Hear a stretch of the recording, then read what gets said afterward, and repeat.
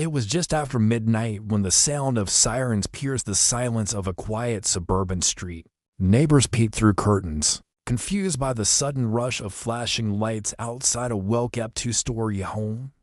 On the surface, it looked like the perfect picture of suburban happiness: a hard-working husband, a devoted wife, and a marriage that had lasted nearly a decade. But behind the walls of that house, greed, betrayal, and a carefully concealed darkness had been building for years. And now, it was about to erupt into a nightmare. Police officers rushed inside after a frantic 911 call from the husband himself.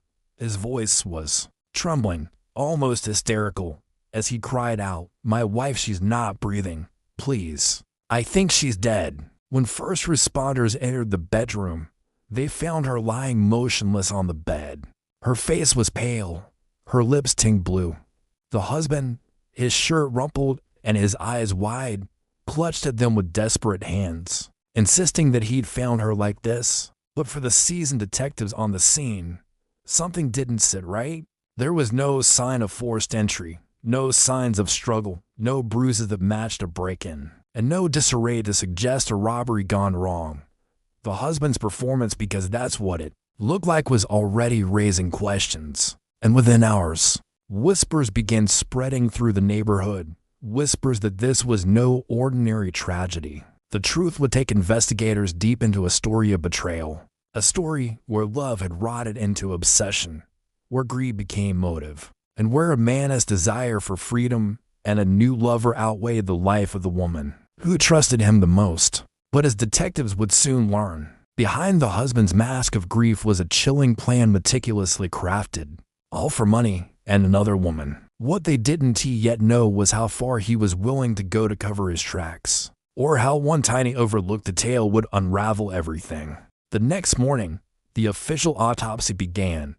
The medical examiner was meticulous, combing through every possible cause of death. On paper, it could have been natural, perhaps a sudden heart attack, or undiagnosed medical condition. But there was something unsettling about the lividity patterns on her skin, the discoloration around her neck, and the faint internal bruising just beneath the surface. These weren't the signs of natural death. These were signs of pressure, of force, signs of suffocation. When detectives received the preliminary report, suspicions hardened. They returned to the husband, who was still playing the role of devastated widower. He cried during questioning, clutching tissues, his hands trembling. "She was my everything," he said, shaking his head. "I don't know how to go on without her." But when detectives gently pressed him about their marriage, cracks began to appear.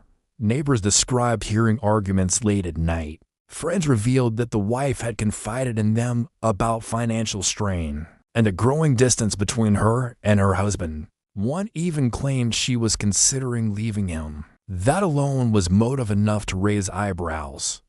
But what investigators discovered next was the turning point. The husband had recently taken out a large life insurance policy on his wife. The timing was damning. The policy was only weeks old, and he was the sole beneficiary. Combined with whispers of marital discord, it painted a picture that was impossible to ignore. Still, detectives knew they needed more, something concrete that tied him to the crime, something beyond speculation and suspicion. That something would come from an unexpected source: his phone records. When subpoenas were filed, investigators uncovered a web of text messages that revealed an entirely different side to the grieving husband. Messages to another woman filled with affection, promises of a future together, and chillingly, a sense of urgency. In one text, he had written, "Soon we'll be free." It won't be long now. The name behind those messages would soon come into the spotlight, and with it, the devastating revelation that this wasn't just about money. It was about replacing his wife with someone else. Her name was Amanda. She was younger, vibrant, and completely unaware of just how dark the man she was seeing truly was. Their affair had started months earlier, in the shadows of secrecy, with flirtatious exchanges and stolen moments. For Amanda, it was intoxicating. He had promised her that he was trapped in an unhappy marriage, that he felt trapped, bound by financial ties he couldn't escape, but that he wanted a future with her. He painted himself as a victim, a man desperate for love and freedom. But as investigators sifted through their communications, a chilling narrative emerged. He wasn't just talking about leaving his wife, he was strategizing. Amanda had no idea that when he spoke about obstacles and things standing in their way, he wasn't just talking about divorce papers or financial complications. He was talking about murder. Detectives brought Amanda in for questioning, and her shock was genuine. She admitted to the affair, but insisted she knew nothing of any plan to kill his wife. To her, he had been charming, caring, and perhaps a little too intense. She believed his story, believed that he was suffering in a loveless marriage, and that he was determined to build a new life with her. But detectives had other reasons to doubt her innocence. Financial records showed expensive gifts, hotel stays, and even the trips he took her on funded by him while his wife quietly struggled with bills. And perhaps most incriminating of all, the text messages between them revealed a growing impatience. "I hate waiting," Amanda had written once. "When will it finally be just us?" His response was chillingly casual. "Soon. Very soon." As the picture sharpened, it became clear that his motive wasn't just money, it was lust, obsession, and a selfish craving for a new life free of responsibility. But detectives knew that motive wasn't enough. They needed to prove that he had physically committed the act. They needed evidence that could withstand the defense he was carefully constructing. And then came the break they were waiting for, a forensic discovery in the couple's bedroom that would blow the case wide open. The breakthrough came from a simple but often overlooked detail: fibers. Forensic teams meticulously combed through the bedroom, collecting samples from bedding, clothing, and furniture. Under the microscope, they found traces of fabric embedded in the skin around the victim's mouth and nose. These fibers matched the pillowcase from her side of the bed. It was the smoking gun. She hadn't simply stopped breathing in her sleep, she had been smothered, held down until her life slipped away. The act was intimate, brutal, and required the kind of force that only someone close, someone trusted, could carry out without an immediate fight. When detectives confronted the husband with this evidence, his demeanor shifted. The tears dried up, the trembling hands stilled, and for the first time, he looked cornered. "That's not possible," he muttered. "You've got it wrong." But the more he denied, the clearer it became. The mask was slipping. Meanwhile, prosecutors were building their case.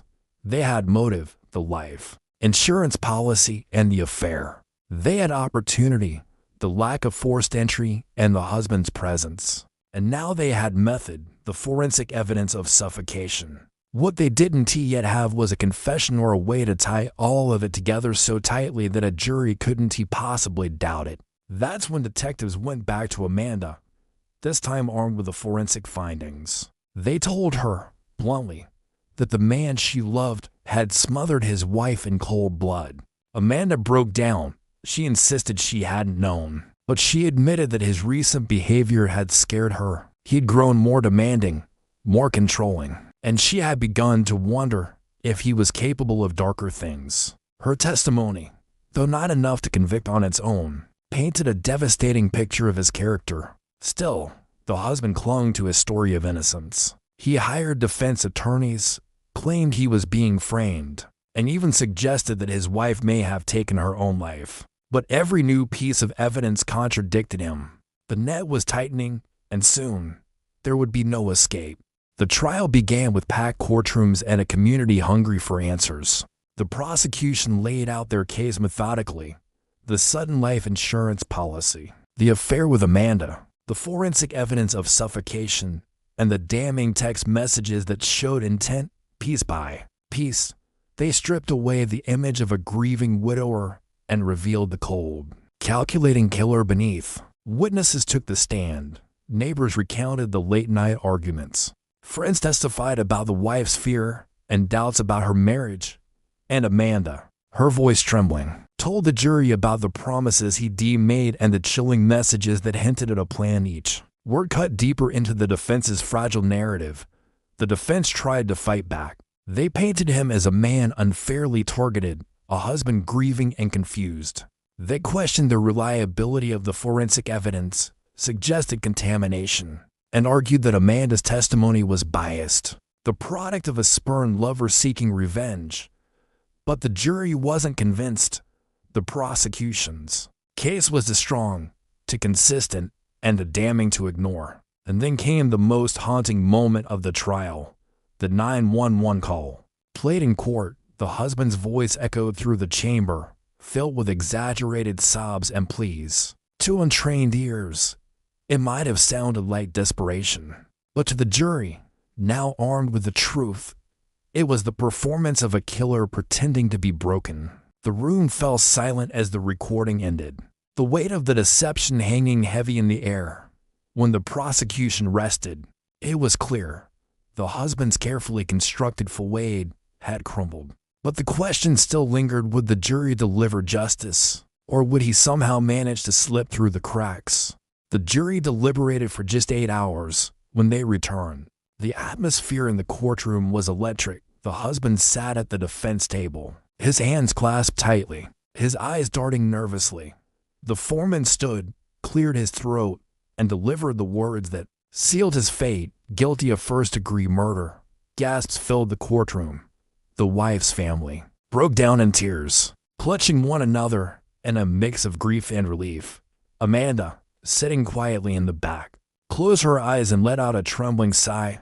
For the first time, the mask of the grieving husband shattered completely, his face twisted with anger, disbelief, and a chilling emptiness that revealed the true man beneath the lies. At sentencing, the judge spared no words, calling the crime an act of ultimate betrayal.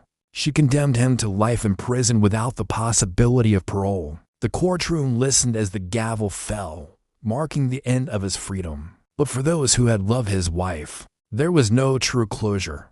She was gone, stolen in the most intimate and cruel way possible. Her dreams, her laughter, her future, all extinguished by the man who had once vowed to protect her. In the years that followed, the case remained a haunting reminder of how quickly love can turn to greed, how desire can warp into obsession, and how the person closest to you can sometimes be the one who poses the greatest danger. And though justice had been served, one chilling question lingered when he whispered soon to his new lover. Had he ever considered that freedom would come not with her by his side, but behind the cold bars of a prison cell?